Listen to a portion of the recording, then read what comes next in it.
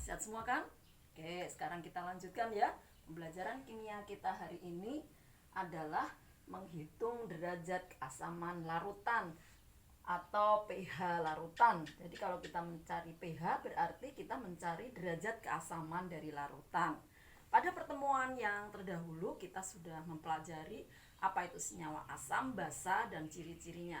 Kita tidak bisa mengukur begitu saja, tapi harus menggunakan pH meter atau juga kertas lakmus.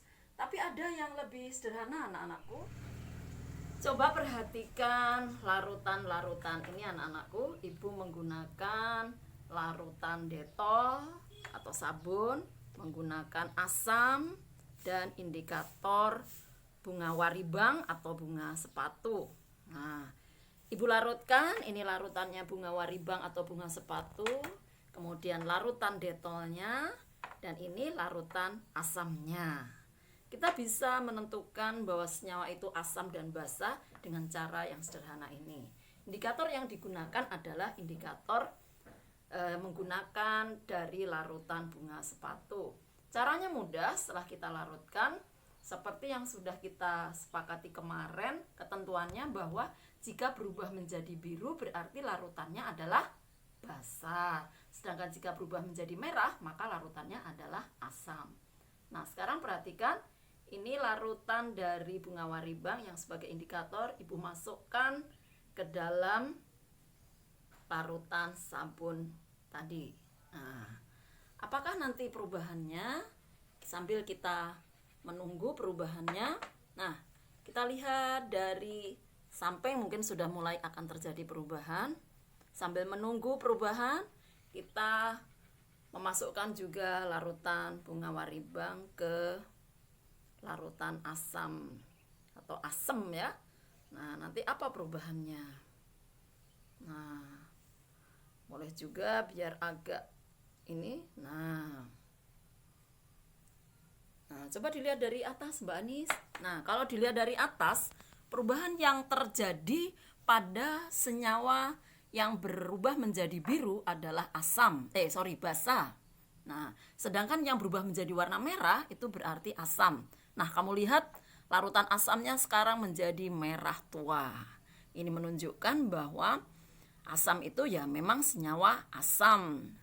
Kemudian kalau sabun tadi ya, itu setelah diberi indikator dari bunga waribang, maka berubah menjadi kebiru-biruan ya, atau abu-abu. Nah, ini ya, dia tidak putih lagi. Karena apa? Karena dia adalah senyawa basa. Kamu di rumah bisa mencoba senyawa-senyawa yang lain dengan menggunakan indikator larutan bunga waribang. Bisa juga menggunakan kunyit, tapi kalau kunyit sayang ya, bisa buat jamu. Nah, kalau ini kan nanti bisa buat pupuk aja. Nah, itu kalau bunga waribang. Nah, sekarang selain itu kita juga harus belajar menghitungnya. Sekarang perhatikan ke sini. Tadi kita secara fisik sudah mengujinya dengan indikator. Nah, sekarang kita menghitungnya. Hitungannya tadi ya, derajat keasaman, ketentuannya ya. Kalau larutannya netral, itu nilai hitungannya H+ sama dengan OH-, atau pH-nya sama dengan pOH yaitu sebesar 7. Karena interval pH itu hanya 1 sampai 14.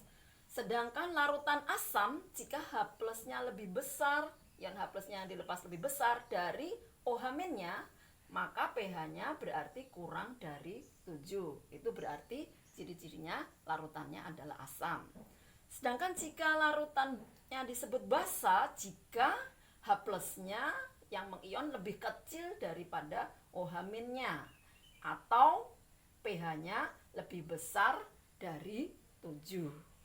Nah, rumus-rumus yang digunakan kamu perhatikan ya. KW atau tetapan kesetimbangan air itu nilainya sama dengan konsentrasi ion H+ dikalikan dengan konsentrasi ion OH- sama dengan 10 pangkat min 14. Jadi nilai KW untuk air atau kesetimbangan untuk air itu tetap ya, selalu 10 pangkat min 14 pada suhu 25 derajat Celcius. Nah, sekarang bagaimana cara mencari H+ atau pengionan H+? Nah, itu ada rumusnya anak-anak. itu sama dengan X dikali MA, di mana X itu adalah valensi asamnya dan MA adalah konsentrasi asamnya. Nah, ini kalau asamnya adalah asam kuat ya, tidak semua asam kuat. Kemarin pada percobaan larutan elektrolit dan non elektrolit di kelas 10 kamu sudah belajar bahwa asam itu ada yang kuat dan ada yang lemah. Nah, sekarang bagaimana rumusnya mencari H+ jika asamnya asam lemah? Nah, besarnya adalah akar dari Ka dikalikan Ma. Atau bisa juga H+-nya nilainya Ma dikalikan alfa. Apakah Ka itu? Ka itu adalah tetapan ionisasi asam. Sedangkan alfa adalah derajat ionisasi.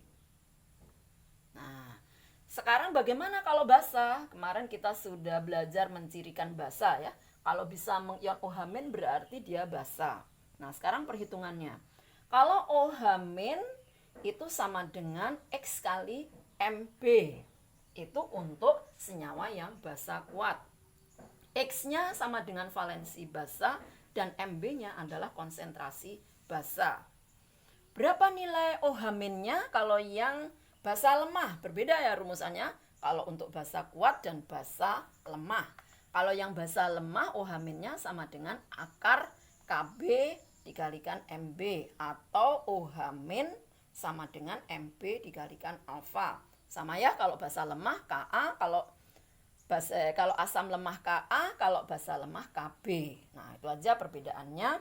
Kb-nya tetapan ionisasi basa dan alfanya derajat ionisasi. Nah, sekarang bagaimana cara menghitung pH-nya jika besarnya pengionan OH- atau H+-nya sudah bisa kita tentukan. Nah, ini ya rumusnya. Ini kan rumus-rumus yang digunakan. Rumus untuk mencari pH sama dengan min log H+. Karena ada senyawa basa, maka tentu ada POH. POH itu rumusnya min log OH-. Tadi ada KW atau tetapan kesetimbangan air. Nah, PKW-nya itu sama dengan pH ditambah POH.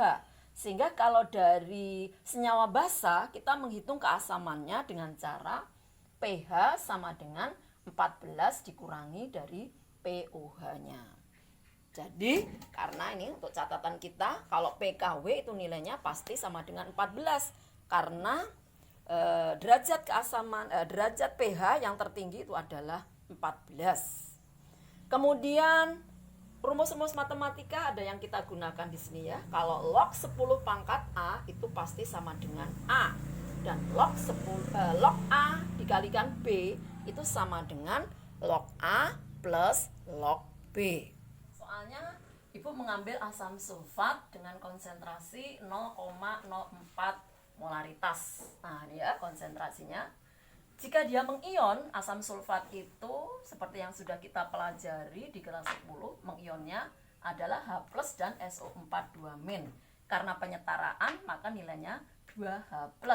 Nah, ini akan menentukan valensi tadi ya, yang rumusan sudah kita pelajari. Nah, sekarang kalau pertanyaannya, tentukan pH-nya. Maka kita harus menentukan Ma-nya berapa, konsentrasi asam. Nah, tadi ya 0,04. Valensinya adalah 2. Ditanya tadi pH-nya. Jawabnya rumus pH tadi masih ingat ya? Min log H+. Berapa H+-nya? Karena asam sulfat adalah asam kuat, maka rumusnya memakai X dikalikan Ma atau valensi dikalikan konsentrasi asam. 2 dikali 0,04. 2 kali 4 8, di belakang koma ada 2 sehingga 0,08. Nah, sekarang pH-nya berapa? pH-nya sama dengan min log H+. Jadi kita tinggal masukkan min log 0,08. Nah, ini hasil perkaliannya. Min log 10 pangkat 2. Tadi kan kalau log 10 pangkat A sama dengan A. Nah, berarti 10 pangkat min 2. Log 10 pangkat min 2 sama dengan min 2. Nah, ini ya, min kali min 2. Kemudian tadi plus dikalikan min, jadi min log 8. Hasil akhirnya sama dengan min kali min plus 2 min log 8. Contoh soal yang kedua sekarang. Bagaimana jika keadaannya lemah atau yang di sini tadi asam, sekarang kita cari basa. Basa yang lemah ini Ibu yang ngambil ya. Ibu mengambil senyawa amonium hidroksida. Konsentrasinya 0,1 M. Ya. Tetapan kesetimbangan basanya 10 pangkat min 5. Tentukan pH-nya. Nah, senyawanya basa tetapi ditanyakan pH-nya. Maka cara mencarinya ya tetap kita cari pOH-nya terlebih dahulu. MB-nya 0,1 karena ini basa berarti MB 0,1 M. KB-nya berapa? Tetapan kesetimbangannya 10 pangkat min 5. Ditanya pH-nya. Kalau dari basa, senyawa basa, maka pH sama dengan 14 dikurangi dengan pOH. Sebelum kita mencari pOH, maka kita harus tahu berapa ion OH-nya. Nah, kalau basa lemah, OH-nya sama dengan akar dari KB dikalikan MB. Tetapan kesetimbangan basa ya dengan konsentrasi basa diakarkan. Tadi nilainya berapa? KB-nya 10 pangkat min 5. Kita masukkan konsentrasinya 0,1. Sehingga kita jumlahkan pangkatnya ada 10 pangkat min 6. Nah, berapa akar 10 pangkat min 6? Adalah 10 pangkat min 3. Itu baru nilai OH-nya. Sekarang kalau pOH-nya berapa? Rumusnya min log OH. Oh, ini kurang min. Min log OH min. Nah, sekarang berapa min log OH-nya? Berarti karena 10 pangkat min 3, berarti min log 10 pangkat min 3. Ini pangkatnya ya. Sehingga adalah min dikali min 3 sama dengan 3. Karena pertanyaannya adalah pH-nya, maka sama dengan berapa? 14 ya, tadi PKW-nya dikurangi 3 ini. Sama dengan 11. Nah, itu cara mencarinya. Sama saja untuk basa lemah dan asam lemah, bedanya ini tetapan kesetimbangannya basa, kalau asam tetapan kesetimbangannya asam. Nah, sekarang langsung ini soal buat kamu. Nah, Ibu punya 2 soal. Soal yang nomor 2 ini berhadiah. Kalau kamu bisa mengerjakannya, hari ini disetorkan, nanti Ibu hadiahi pulsa. Nah, hitunglah pH. Soal yang nomor 1 dulu ya, ini soal yang wajib. Hitunglah pH dari CH3COOH. Ini asam cuka ya, masih ingat? CH3COOH dengan konsentrasi 0,3 molaritas. Ka-nya 10 pangkat min 5. Nah, ini Ibu ingatkan. Itu tadi lihat contoh yang kedua, rumus ketiga dan 6 kamu padukan. Kemudian yang B, Ibu pakai kalsium hidroksida. Nah, kalsium hidroksida dia konsentrasinya 0,2 M. Nah, jalannya nanti lihat contoh yang pertama, rumusnya yang keempat, 7 dan 8. Nah, kamu pikirkan. Nah, ini soal yang berhadiah pulsa. Hari ini tapi syaratnya mengumpulkan. Siapa yang mengumpulkan pertama dan benar, maka akan Ibu hadiahi pulsa. Nah, nanti bisa buat beli paket biar kamu bisa belajar jarak jauh. Lihat ya. Larutan asam format dengan pH 4 ya. Derajat ionisasinya 0,005. Pertanyaannya, tentukan harga Ka-nya. Nah, silahkan itu. Nah, anak-anakku, hari ini tidak usah terlalu banyak. Mudah-mudahan ini bermanfaat, karena keasaman itu sangat menentukan kalau di dalam kehidupan untuk pertumbuhan. Karena kalau tanah terlalu asam itu tidak baik untuk pertumbuhan dan perkembangan. Itu saja untuk pertemuan hari ini. Ibu mohon maaf apabila ada kesalahan. Kepada Allah Ibu mohon ampun. Ibu akhiri. Wabillahi taufiq wal hidayah. Wassalamualaikum warahmatullahi wabarakatuh. Tetap semangat, di rumah saja, jaga stamina.